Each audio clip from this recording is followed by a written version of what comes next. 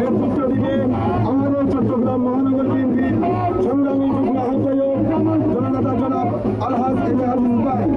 আরো উপস্থিত আছেন বন্দর থানা বিএনপিও 38 নং ওয়ার্ড বিএনপি, বন্দর থানা যুবদল, ছাত্রদল, স্বেচ্ছাসেবক দল সহ কৃষক দল সহ অসংখ্য নেতৃবৃন্দ।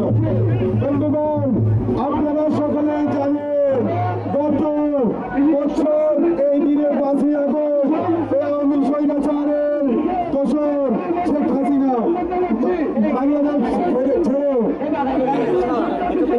বাংলাদেশ ছেড়ে ইন্ডিয়ায় চলে গেছে। উনার কিছু বাংলাদেশে তার কিছু দোসর রেখে গেছে।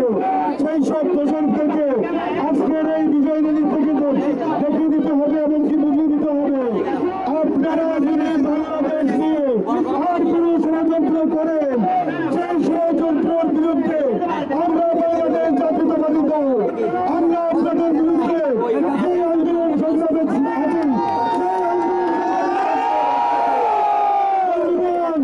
এই আওয়ামী ব্রিটিশ সরকার পালিয়ে গেছে, তাদের কিছু দোসরদেরকে এখানে বাংলাদেশে রেখে গেছে।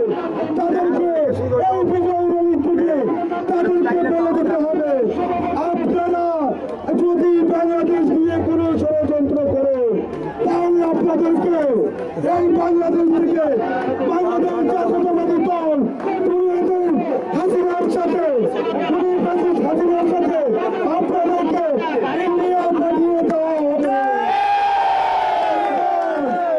ইতিমধ্যে আপনারা সকলে জানেন এখানে কিছু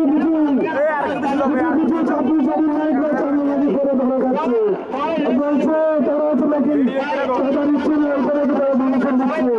বন্ধুগণ, জামাতে